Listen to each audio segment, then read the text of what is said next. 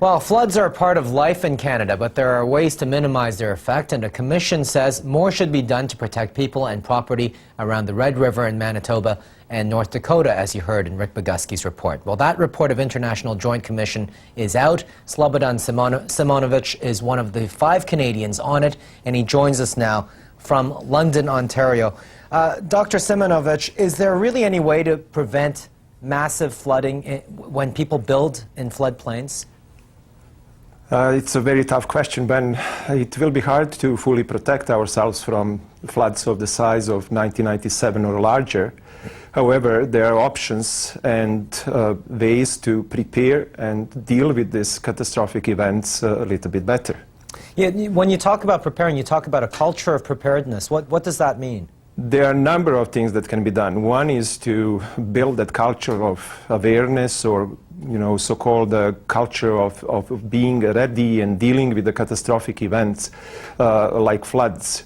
That means educating the population, bringing all the levels of government to work together, exchange information, and deal properly and on time with the events of that magnitude. You even speak about teaching children as young as in grade 1. How would that help? I think when you live in the area which is under the threat of disasters, floods being one kind, fully being aware of the consequences of the events, how to deal with the events when they occur, being prepared to react to these events in order to minimize the threat to life and the property is something that can be done through teaching and education and exchange of information quite successfully. Starting from early days, obviously, will increase our chances to minimize the future damages. We've focused mostly on that culture of preparedness, but what are some of the other recommendations that you've made today, some of the key ones? There was a very large set of recommendations provided by the IJC task force, as well as the IJC report, which is being unveiled for public today. I think the recommendations can be categorized in 3 major areas. One is that we need to be aware that the floods of the size of 1997 or larger will occur in the Red River Basin in the future. Therefore, we need to be prepared. The second group of recommendations is dealing with the way how we are going to approach and increase our protection level. The very large number of vulnerable communities, considerable population that may be affected by the disasters of that magnitude, and therefore we need to consider a wide array of structural and non-structural measures that can be used jointly to minimize the potential negative effects or impacts of flooding. By those kinds of structures, apply that to the Red River Basin and the city of Winnipeg as well. What sorts of structures are you talking about? As you are aware, the city of Winnipeg is currently protected with very comprehensive set of structures. The major one being the floodway, which takes the Red River water around the city.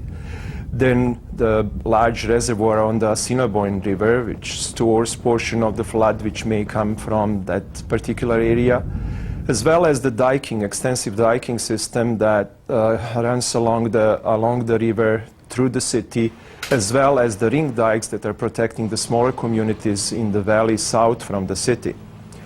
The use of these structural measures, the way how we operate them, their improvement, enhancement, and preparing these structures for the larger events than 1997 is one of the main areas of focus of the report.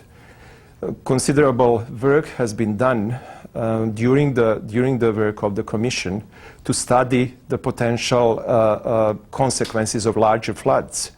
And suggestions were provided how can we prepare, what should we do in order to be ready for the events larger than 1997. Can you put a price tag on what else needs to be done to prevent another massive flood from destroying? I think this is a relatively hard question.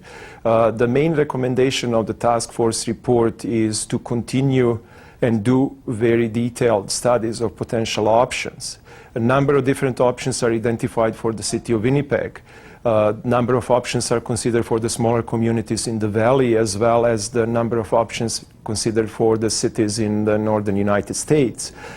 Putting the price tag right now is not, I think, fully appropriate, because we do not have yet the detailed design and information that we can compare the alternatives on the basis of cost. However, we do have pretty good feeling what are the potential consequences of different alternatives that can be implemented. And these consequences now need to be carefully investigated, costs and benefits evaluated or estimated properly, so that the decision can be made by both governments how to proceed. Slobodan Simonovic, thank you very much. My pleasure.